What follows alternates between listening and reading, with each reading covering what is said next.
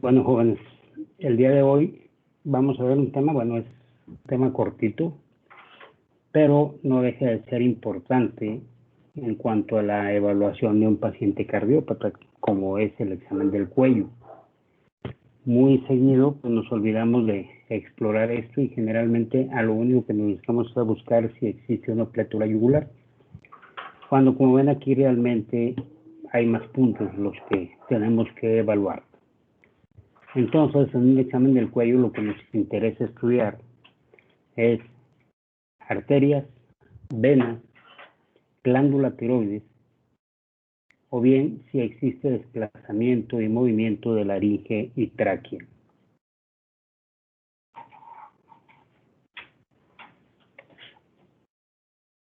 En cuanto a las arterias, debemos analizar primero los latidos arteriales y en segundo término buscar la presencia de frémitos y soplos a nivel de los grandes vasos del cuello. Es importante recalcar que la gran mayoría de los soplos encontrados o los frémitos, que es la manifestación palpatoria de un soplo, son fenómenos que vienen de alteraciones a nivel del corazón, o sea, son irradiaciones del corazón, ya lo que nos habla de alguna valvulopatía, lo más frecuentemente problemas a nivel aórtico, como la estenosis aórtica a nivel valvular. Y menos frecuentemente se trata de soplos originados en la misma arteria, como en el caso de un proceso de un ateroma, una placa que está obstruyendo el vaso. Sin embargo, ya habíamos dicho anteriormente que siempre es importante descartar la presencia de soplos, sobre todo cuando nos enfrentamos a un paciente con alguna taquiarritmia y queremos revertirla mediante una maniobra de compresión del seno carotidio, que decíamos antes de esto tenemos que descartar la presencia de soplos arteriales, sobre todo en pacientes ancianos. Obviamente en jóvenes es mucho más difícil que tengamos patologías obstructivas a nivel del vaso. Entonces, los latidos arteriales habitualmente obedecen a la presencia de una dilatación provocada por cambios de presión que se generan en el interior del vaso, y esto a su vez derivan de la sístole ventricular. Entonces, en un sujeto normal y en estado de reposo físico, habitualmente no se ven latidos o solo se insinúan los latidos carotídeos en su porción media y superior, por delante del borde anterior de los músculos esternocleidomastoideos. En niños en edad escolar y adolescentes, los latidos arteriales normales son más notorios, pudiéndose ver además de los carotídeos, los sublabios y el supraesternal. Y finalmente en el anciano, por la presencia de la esclerosis arterial fisiológica propio de la edad avanzada, se suelen ver todos los pulsos del cuello. ¿Cuáles son las afecciones que con mayor frecuencia magnifican los pulsos arteriales del cuello? Obviamente la hipertensión y la arteriosclerosis. Aunque también podemos ver latidos importantes en pacientes que tienen insuficiencia aórtica, fístulas arteriovenosas, hipertiroidismo, los pacientes febriles y los pacientes que tienen anemia crónica marcada.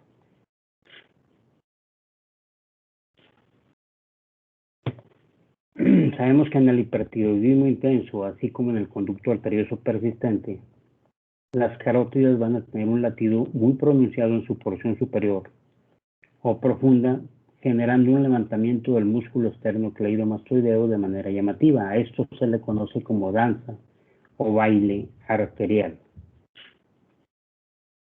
Aquí tenemos todos en esta tabla, bueno, tenemos todas las causas que me van a dar origen a el famoso baile o danza arterial a nivel del cuello.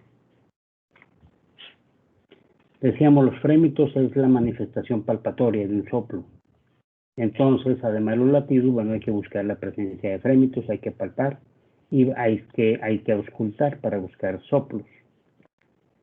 Entonces, cuando palpamos las arterias del cuello, podemos percibir la típica vibración del estremecimiento catario o frémito que pueden hacer en la misma arteria explorada, o bien ser propagado desde la parte alta del tórax y del área precordial.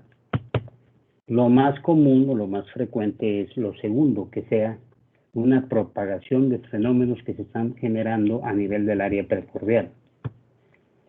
Y entre estos, pues van a destacar obviamente el frémito sistólico del paciente con estenosis aórtica, del paciente con estenosis pulmonar, o bien de aquellos pacientes con persistencia del conducto arterioso. Obviamente, en el caso de los dos primeros, si nosotros auscultamos, se van a asociar ahí la presencia de soplos, principalmente si las estenosis valvulares son leves, soplos que ocupan solo el tercio medio de la sístole, soplo mesosistólico con carácter creciente-decreciente, o bien, si los problemas ya son severos, el soplo puede abarcar los 2/3 finales de la sístole, es decir, ser mesotelesistólico, y en ocasiones puede borrar incluso el segundo ruido. O bien, el segundo ruido puede presentar un desdoblamiento paradójico en caso de las estenosis severas. En la persistencia del conducto arterioso, bueno, además del frémito que nosotros estamos palpando, vamos a escuchar sobre todo en el área o en el foco de auscultación de la válvula pulmonar, un soplo de carácter continuo, un soplo que inicia con un primer ruido, va aumentando de intensidad, su máxima intensidad aparece donde deberíamos escuchar el segundo ruido, el cual está borrado por el soplo, y después de esto empieza a disminuir la intensidad hasta terminar exactamente con el siguiente primer ruido. Y este soplo tiene una característica auscultatoria muy especial, por lo que se le conoce también como soplo de maquinaria o soplo de Gibson, que es la persona que lo describió. Que son soplos continuos. En niños de corta edad, el percibir un frémito en la base del cuello, pues nos debe llevar a pensar en que este paciente está sufriendo de una estenosis aórtica, una estenosis pulmonar, persistencia del conducto arterioso o bien una coartación aórtica. Esta última, una causa muy importante de hipertensión secundaria. Es importante palpar pulsos, tomar presiones arteriales en el paciente que sospechamos coartación aórtica. Como característica, va a haber hipertensión en la parte superior del cuerpo y generalmente en la parte inferior está hipotenso y es muy difícil que palpemos el pulso. De hecho, la fisonomía de estos pacientes es muy característica, se parece a la de un jugador de fútbol americano que está ahí con su traje, donde se ve como el tórax está, pues, parece muy musculoso y las piernas muy delgaditas. En el hipertiroideo, el paciente que tiene un hipertiroidismo muy acentuado, podemos percibir un frémito tanto sobre la glándula tiroides como en las zonas vecinas a esta. Y así también nos podemos dar una idea de qué tan activo es el proceso o qué tan activa está la glándula.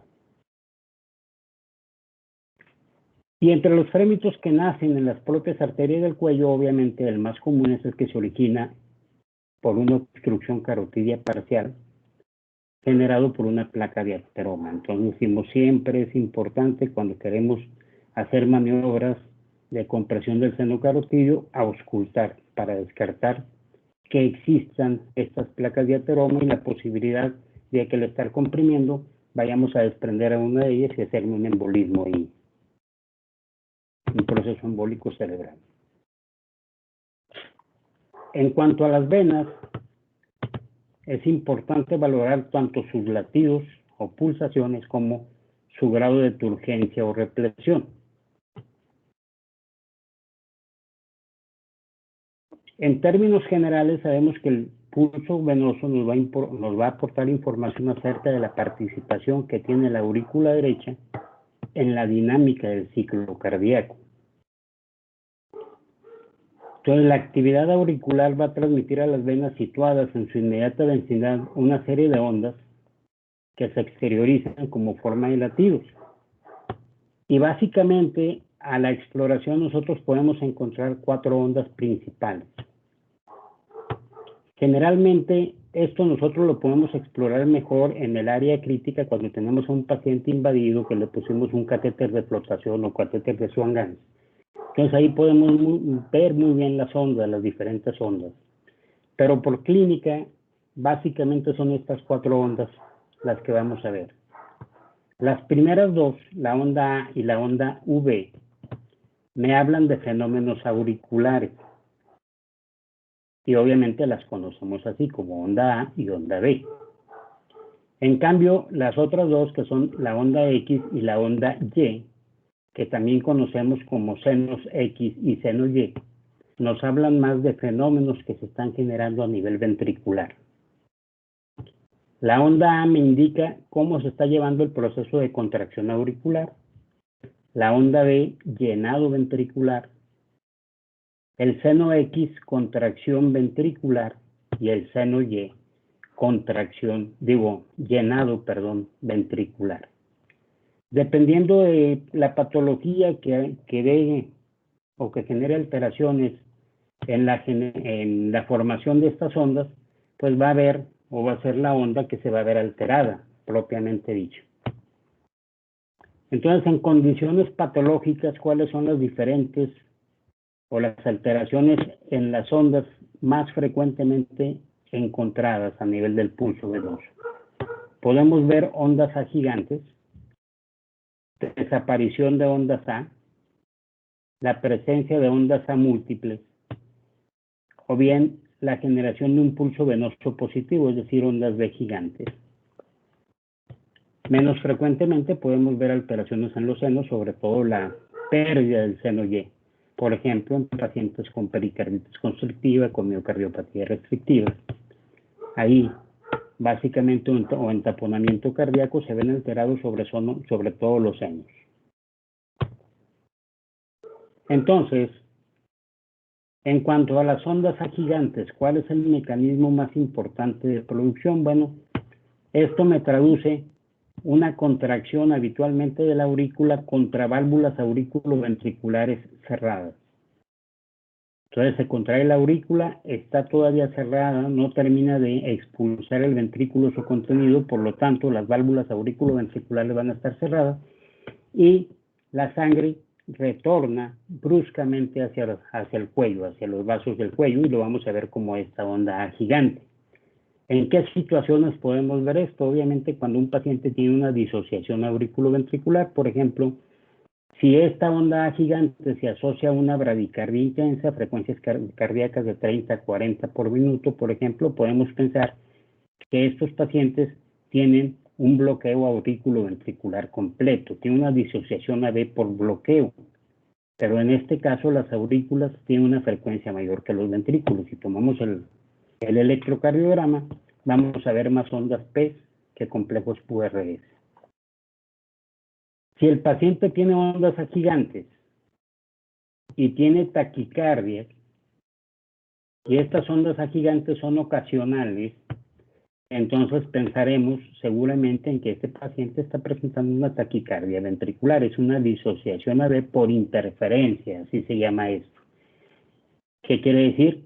Que aunque el nodo sinusal está disparando, por alguna razón se reveló el ventrículo, el foco del ventrículo, y tomó el lugar del nodo sinusal. Y entonces ahora quien está comandando la actividad eléctrica del paciente es el foco ventricular. Entonces aquí en el electrocardiograma vamos a ver exactamente lo contrario. Mucho más complejos QRS que ondas P. Y otra situación también que nos puede dar ondas gigantes en taquicardia es la reentrada intranodal. Si se acuerdan ustedes, habíamos hablado en clases previas sobre un fenómeno que nos decía el paciente cómo sentía, tenía palpitaciones y entonces sentía como brincos en el cuello, lo que decíamos el fenómeno de la rana, el brinco de la rana. Entonces, esto es un dato que va a favor de una taquicardia por entrada intranodal. Entonces, bueno, aquí tenemos de nuevo lo que ya les dije. Las patologías asociadas a ondas gigantes, básicamente, tenemos una taquicardia paroxística supraventricular, pero en este caso ya le damos un nombre específico, reentrada intranodal. Tenemos también la taquicardia ventricular, el bloqueo AB completo, menos frecuentemente extrasístoles supraventriculares o extrasístoles ventriculares. Las tres causas más frecuentes son las primeras que vimos. Por favor, cuando hablen taquicardia, siempre debemos tratar de evitar hablar de taquicardia paroxística supraventricular. Siempre hay que tratar de darle un nombre específico. Entonces decimos aquí, reentrada intranodal. Entonces, se estima que una onda A de magnitud suficiente para ser apreciada por palpación nos expresa una presión venosa de 12 a 15 milímetros de mercurio. ¿En qué casos no voy a tener ondas A? Obviamente, la ausencia de onda A me está hablando de que no hay una contracción auricular efectiva. ¿Sí? Entonces, ¿en dónde lo podemos ver? Obviamente, en la causa más importante, la fibrilación auricular. Y en este caso, asociado a la desaparición de las ondas A, si nosotros tocamos el pulso del paciente, va a ser un pulso totalmente irregular. ¿Sí? En casos de flóter auricular, nosotros podemos también encontrar ausencia de onda A porque no hay una contracción adecuada, pero a diferencia de la fibrilación auricular, en el caso del flóter, el ritmo es regular, y si tomamos la frecuencia del pulso, habitualmente, o lo más frecuente, es que esté alrededor de 150 por minuto. Si el paciente con fibrilación auricular, además, no tiene insuficiencia, no está cursando, o la frecuencia de la fibrilación no es tan rápida para generar una claudicación del ventrículo izquierdo, una insuficiencia cardíaca, entonces voy a tener ondas A gigantes, pero voy a poder ver todavía el colapso sistólico, aunque de menor profundidad, o sea, el seno X lo voy a seguir viendo, aunque un poco menos profundo que lo habitual. En cambio, cuando la FA es de una frecuencia suficientemente rápida para generar insuficiencia cardíaca, entonces a la ausencia de la onda A le vamos a agregar la desaparición del colapso sistólico X. Perdón, acá era ausencia de onda A, ¿verdad? ¿Sí? Ondas A múltiples también lo vamos a ver en el flóter auricular. Entonces, podemos tener estas ondas provocadas por la frecuencia auricular muy alta. Decíamos generalmente la frecuencia de las aurículas, el disparo auricular en el flóter es alrededor de 300 para el flóter común, entre 400 y 450 para el flóter no común. Y en el flóter común, que es el más frecuente, de cada dos ondas que se generan a nivel auricular, solo una logra pasar a los ventrículos y despolarizarlo. Por eso la máxima, aquella de que siempre que nos enfrentemos a un paciente con taquicardia, con una frecuencia de 150 por minuto, debemos pensar como primera opción en un flóter auricular hasta que no nos demuestren lo contrario. ¿Y esto quién me lo va a demostrar? El electrocardiograma, jóvenes. Bueno, un pulso venoso positivo, ¿de qué me habla? Normalmente de las dos ondas positivas, A y B, la mayor debe ser la A, eso es en condiciones normales. En algunas patologías se invierte el voltaje de estas ondas, o sea, tiende a ser mayor el voltaje o la amplitud de la onda B. ¿Y esto por qué se da? Bueno, porque la aurícula está manejando un mayor volumen del que normalmente maneja, como en los casos de una insuficiencia tricuspidia orgánico funcional o en un paciente que tiene un infarto y que se complica con una ruptura de músculo papilar y de pronto me hace una insuficiencia mitral severa. Entonces, por un lado le está llegando la sangre del sistema venoso, por ejemplo, del lado derecho a la aurícula derecha del sistema venoso, vena cava superior, vena cava inferior, y le agrega una insuficiencia tricuspidia al momento de contraerse, ¡pum!, parte de la sangre se va hacia arteria pulmonar y la otra parte de la sangre se regresa a la aurícula derecha, entonces esto genera una sobrecarga de volumen a la aurícula. Entonces, la manifestación de esta sobrecarga va a ser a través de un pulso venoso positivo u onda B muy importante. Y si palpamos el vaso o si palpamos el hígado, bueno, también podemos ver en estos pacientes, asociado al pulso venoso positivo, la presencia de una pulsación hepática sistólica expansiva o la presencia de una pulsación del vaso. Es una pulsación esplénica.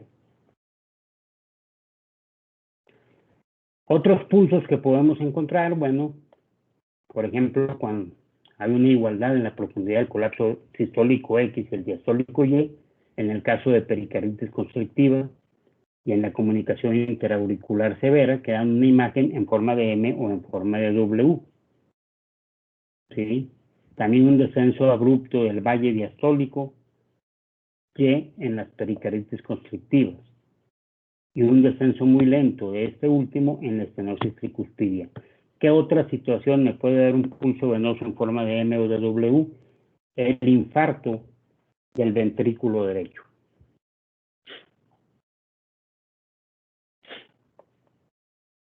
Entonces, en pacientes con estenosis mitral pura, el pulso venoso muestra una onda prominente y un descenso Y gradual a medida que la aurícula se va vaciando en forma lenta a través de la válvula estenótica. La turgencia o represión completo, la yugular, obviamente, es un índice fiel de cómo está la presión venosa en ese paciente. Entonces ya sabemos que denominamos como presión venosa central a la presión media que existe en la aurícula derecha y en las grandes venas sistémicas intratorácicas.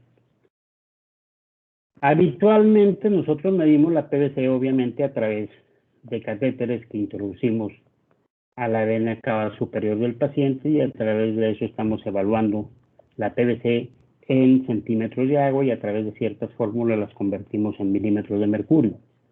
Pero bueno, no es necesario que un paciente tenga un PVCímetro para poder medir la PVC.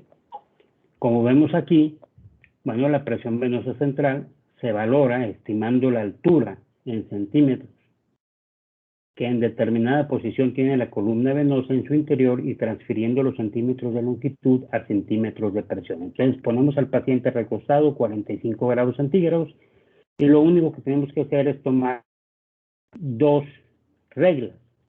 Una que la ponemos vertical a través de a nivel del ángulo de Lewis y la otra en sentido horizontal a nivel de la máxima turgencia de la vena yugular. Entonces medimos la distancia que hay del ángulo de Lewis hasta donde tenemos la regla en sentido horizontal y a eso le sumamos un número. A ver, jóvenes, pregunta de anatomía básica. ¿Qué distancia existe entre el ángulo de Lewis y la aurícula derecha?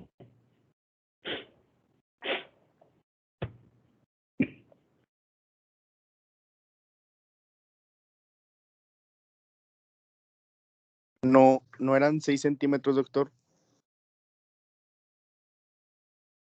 Bueno, más o menos son 5 centímetros, ¿sí? Entonces, al valor que nosotros estamos midiendo con la reglita, le sumamos esos 5 centímetros y el resultado es la presión venosa central.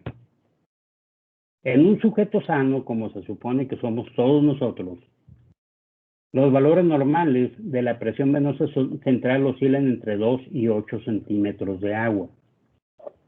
Pero en pacientes que tenemos en estados críticos, por ejemplo, un paciente recién infartado, y que nosotros hemos reperfundido, lo sacamos, o sea, limitamos a través de una terapia trombolítica el tamaño del infarto, mejoramos la perfusión, abrimos la arteria que está provocando el infarto, entonces hacemos una reperfusión de la zona que se infartó. El tejido que queda alrededor el músculo cardíaco queda aturdido, así se le llama. Entonces, obviamente, estos pacientes requieren de presiones de llenado más altas para poder mantener la hemodinamia. Entonces, para un paciente en un estado de posinfarto, un valor de 2 a 8 milímetros a 8 centímetros de agua de PVC nos está indicando hipovolemia. Entonces, en ellos sus valores normales oscilan entre 12 y 15 centímetros de agua. Al igual, para el lado izquierdo, en lugar de PVC, lo que tomamos es la presión capilar pulmonar o PCP o presión en cuña. Entonces, en un sujeto sano, se supone que el valor normal de la cuña está alrededor de 12 milímetros de mercurio, pero para un sujeto posterior a un infarto, esto se eleva a 18 milímetros de mercurio como valor normal. Entonces, por favor, no me digan cuando les pregunte cómo está la PVC del paciente, no tiene PVCímetro, ¿no? Pues hay que verlo. O sea, tenemos forma de hacerlo por clínico. Obviamente buscamos. No hay plétora yugular, pues seguramente está por debajo de estos, o sea, 8 milímetros, por debajo de 5 centímetros de agua. En cuanto a tiroides, bueno, es necesaria su exploración en las circunstancias siguientes.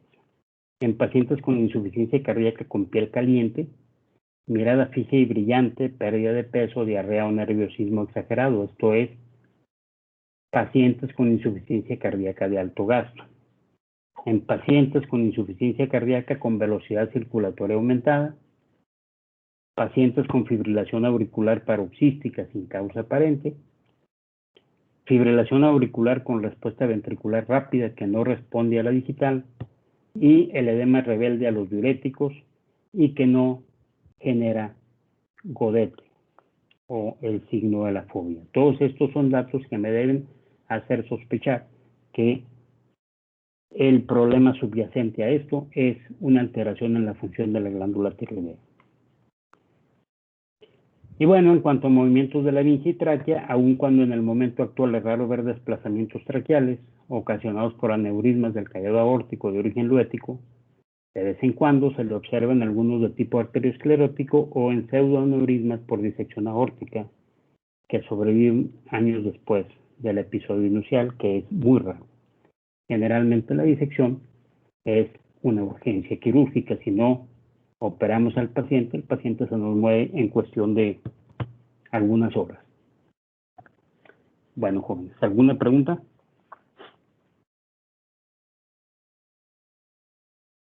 Sí, doctor. En cuestión al signo de la rana, Sí. que hemos visto clases pasadas y ahora que vimos el de la danza o baile de la carótida, uno es carotidio y el otro es yugular, pero ¿cómo le hacemos para distinguir ya ahí en cuello uno del otro? ¿O es? Por palpación. Por ejemplo, cuando palpas el pulso venoso, tú no sientes el latido. Okay. En el arterial sí, porque lleva mucha presión. Entonces, eso es una forma. O sea, yo veo el pulso venoso, pero no lo puedo palpar. El pulso arterial lo veo y lo palpo. ¿Sí? Ok. Por eso en la rana, el paciente lo siente, ¿verdad? Pero nosotros al momento de palparlo no lo vamos a tocar, ¿verdad? Así es. Okay. Así es. Tú no vas a sentir el golpe de la sangre. ¿Sí? Ok, gracias, doctor. ¿Alguna otra pregunta, jóvenes?